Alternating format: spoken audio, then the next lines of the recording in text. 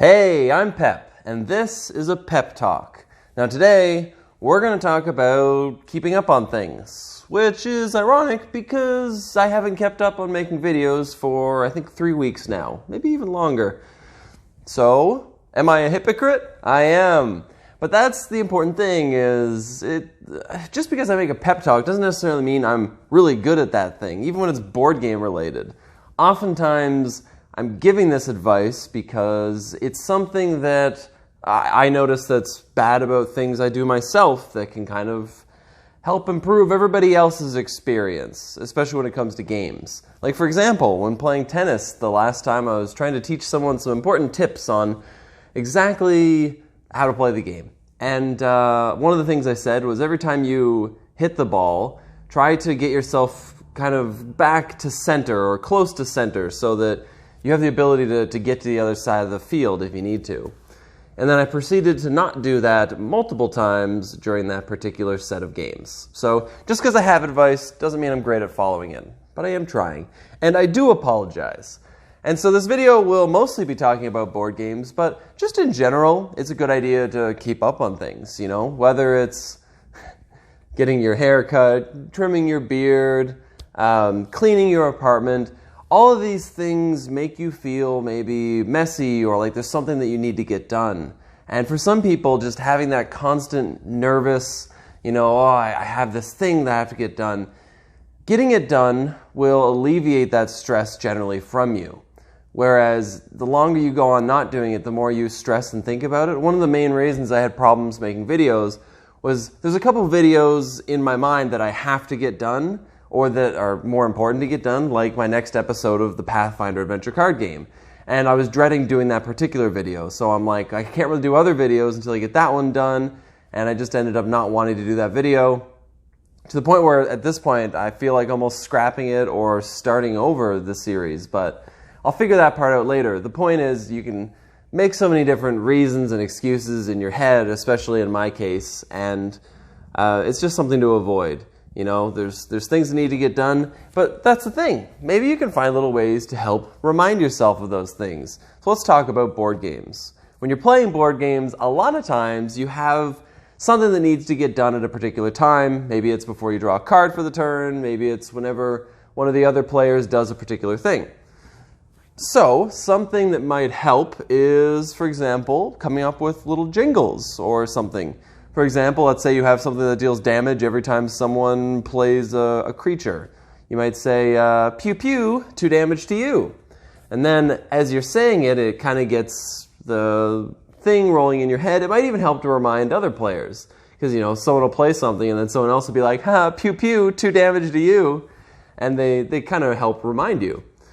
Another thing you can do, and so I've been playing a good bit of Magic lately.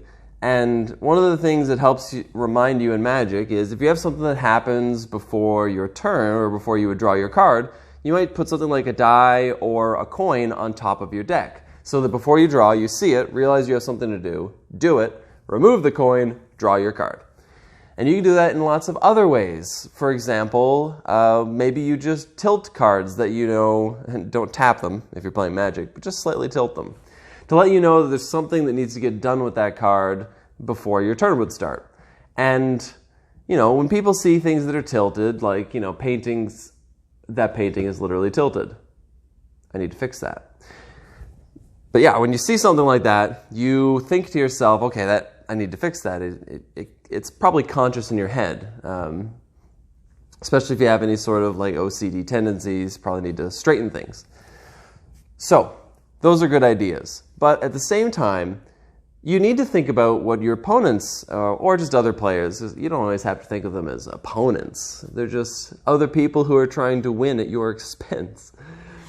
But so, those people, they have things going on. And, sometimes the table's big and you can't really look at everything that's going on at all times. But whenever you can, it's a good idea to peek around and see what's going on. There's not much worse than having somebody say, oh, I do this, this, this, and I win. And you go, wait, I could have stopped that like 3 rounds ago. When did you play that? You didn't realize things were going on, or maybe you didn't realize the combinations of things that were going on. And so it's a good idea to look around and to ask questions. If you look over and you see something, you could even be very blunt about it and say, hey, does that combo with anything on your table? And in theory, your opponent shouldn't lie to you. They should tell you the truth. And that's something that I would like to say as well. When you are the opponent in that case, it's usually a good idea to make things at least partially clear whenever you do something, rather than just saying the name of the card or playing something without saying anything. Actually go out of your way sometimes to explain what something is. Especially in some cases, the text of the card is just as long as the name. For example, Darksteel Forge? Yeah, he's the Forge the one. Either way, it makes all your artifacts indestructible. It takes just as long to say all my artifacts are indestructible as it does to say the name of the card that is that.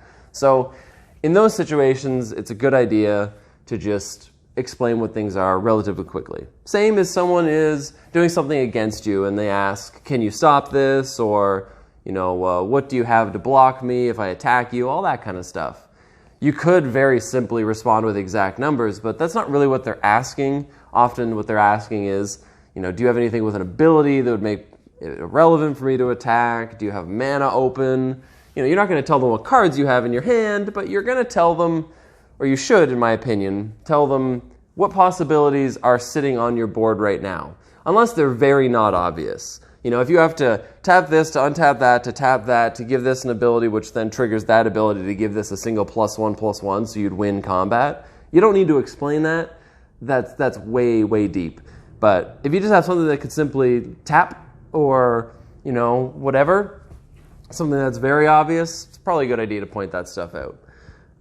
This is all very sounding magic-centered, but ignore the magic context. I just have it in my brain right now. Most of this stuff applies to pretty much anything, game-related specifically.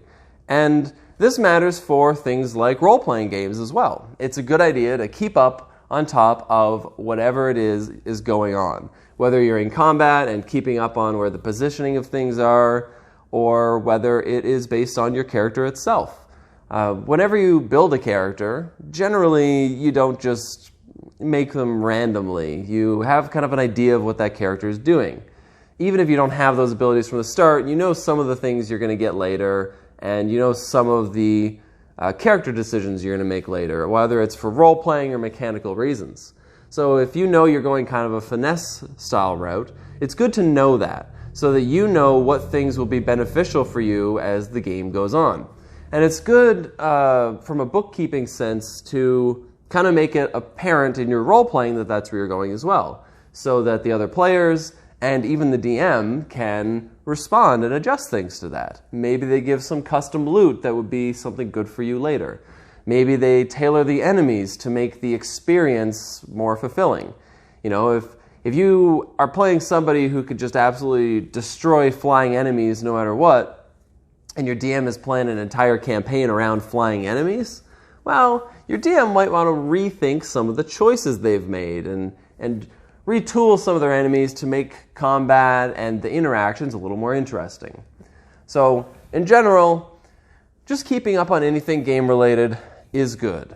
If you're in the middle of a game, and especially when it's not your turn, maybe you have stuff to do, maybe you want to play on your turns and whatnot, but my advice is when it's not your turn, pay attention to what other people are doing, and pay attention to even the other players, not even the main player. Maybe what they're doing is just thinking, so take a look at what everyone else has going on, and that way you can help plan ahead, and you can help get rid of things that might be disastrous to you in the future. And also, if you know what your opponents are doing, you can plan ahead in a more beneficial way for you, too. If you look at what they're doing, you can probably see what it is they will need. And if you want to, you can either A, plan to, like in a resource gathering game, maybe gather those resources before they can, or in a less hostile way, you can just avoid bothering to try to go for strategies that require a lot of those resources, because you know they're going to try to take all the wood they can get. So rather than constantly trying to fight them for wood and having both of you lose, and having the third player just go, oh, well, if you're just going to mess with each other, I'll take the game. So maybe you try to find a different strategy, and that might end up being better for you. Anyway, that's been my pep talk. Thanks for watching. If you have any questions or comments, or I'd actually really love to know if you have any little suggestions for things you can do to help remind yourself in games as to exactly what you need to do in your turn, when, etc. I would love to hear those. I'd love to also hear any situations maybe that you've been in where if you had have just been paying a little more attention, the game could have gone completely differently. I'm sure lots of us have any stories, but you might have one or two that just, you never forget them just because of how hurtful they were to you. Anyway, thanks for watching. I hope everybody is healthy, happy, and safe. I am myself. I'm doing pretty good. So feel free to like and subscribe. Give me a thumbs up. Maybe say a nice, helpful comment. It doesn't have to be in the comments. You can even just say it to the screen right now. I can't technically hear it, but just knowing that you're saying it makes me feel good. So anyway, live free, game hard. Bye. Wake up without a care. Head's not heavy, your conscience clear.